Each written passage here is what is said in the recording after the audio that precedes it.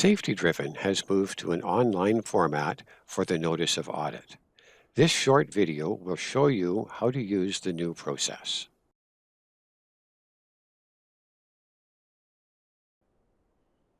The Notice of Audit is now a two-step process. We'll begin by requesting a Notice of Audit by going to the Certificate of Recognition, down to Core Audits, clicking here, and over to the menu on the left where we click on Auditor Forms. This brings us to the Auditor Forms page where you can click on the Notice of Audit for large or small companies. Once the Request for Notice of Audit page is displayed, please complete the company name, auditor name, auditor email, and WorkSafe BC account numbers. Scrolling to the bottom of the page, you'll find there's a Submit button. Clicking Submit will make your request and will email you a link that is specific to your company for a Notice of Audit form. This link cannot be shared with anyone as it is specific to your company.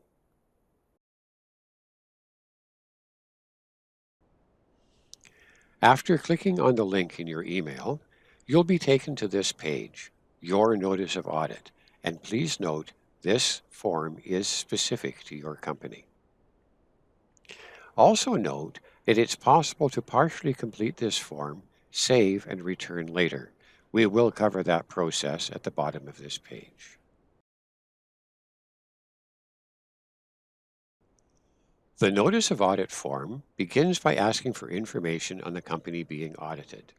This is your WorkSafe BC account number, the legal name of the company, a trade name if any is used, and the address of the company's BC head office. Following this, we ask for information on any classification units that are attached to this account. If the company has more than one classification unit, clicking the plus sign will continue to add fields as required. Too many fields, clicking the minus sign will remove the extras. As each classification unit is added, please check off whether or not the classification unit will be part of this audit.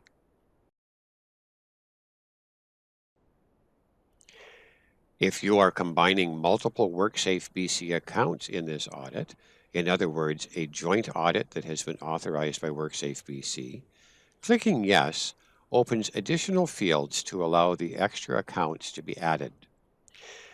Continue to add additional companies as required, and if too many are there, you can delete them like so. Also, each company will have classification units attached to it, and if you would complete the classification units and whether or not they are part of that particular audit. Note that there must be at least one classification unit for each WorkSafe BC account number that is entered.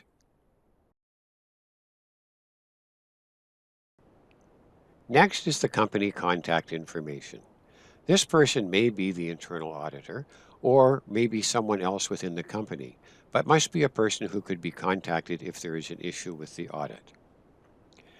Auditor information includes auditor name, email, and phone number, along with auditor type, which may be one of internal, student, or external auditor.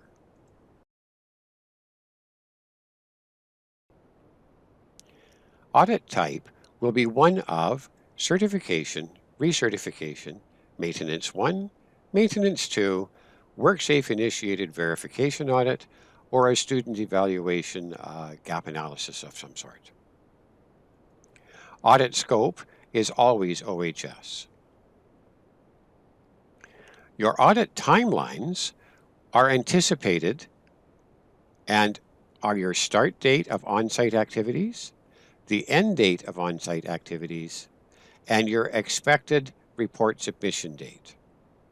Please note again, these are anticipated dates and real-world situations may cause those dates to change. Please keep us informed at SafetyDriven if there's a major difference in timing.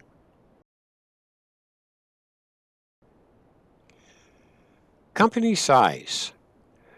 We look at the total number of employees, not including owner-operators or other contract staff. We also need the total number of employees that includes owner-operators or other contractors that are working for you. Once both fields are completed, the minimum number of interviews required will self-calculate for you.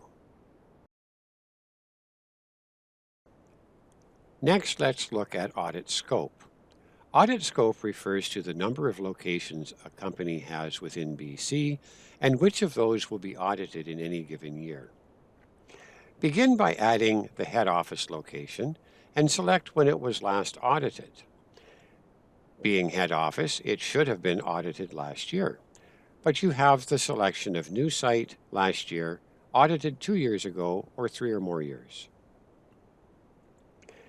Being head office, you'll check off that this site is being audited in this year and add the employee count for managers, supervisors, and workers. Also add how many interviews you plan to conduct under manager, supervisor, or worker categories. Once you've completed the first location, add the second and repeat. So location, when was it last audited? Is it being audited this year? And the employee counts, interview counts. Continue adding until all locations in BC are covered, and the sum total at the bottom will automatically calculate here for you. Next, we look at signatures, beginning with a company management representative, checking off the box, adding name, title, date, and a mouse written signature. If your first attempt works out poorly, it can be reset and you can try again. The auditor section will be keyed to whether it's an external auditor or an internal auditor. Again, checking off the affirmation, adding name, title, date, and your mouse written signature, which again can be reset. The form is now complete. Clicking Submit at this point will send the form to SafetyDriven directly, and it will erase everything above. So please do not click the Submit button until you are absolutely sure you're ready to submit the form.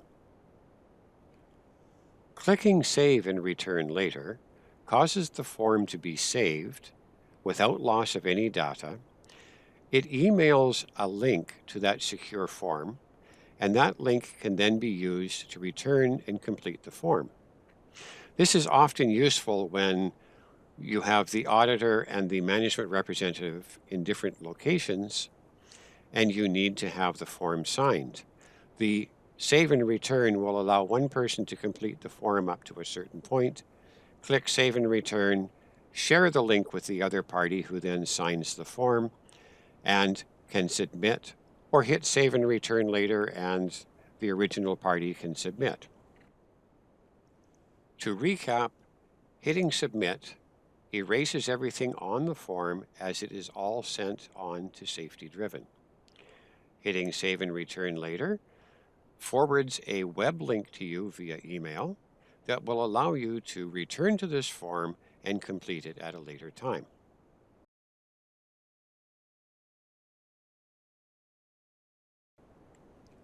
To make information gathering for this form somewhat easier, we have created an audit planning tool which was based on the old NOA form. It is downloadable from the Auditor Forms page on the SafetyDriven website and is available for your use that will assist in making this somewhat easier to gather the data. If you have any questions about any portion of the form or are having any difficulty, please contact us at core@safetydriven.ca, or we are available by telephone at 604-888-2242.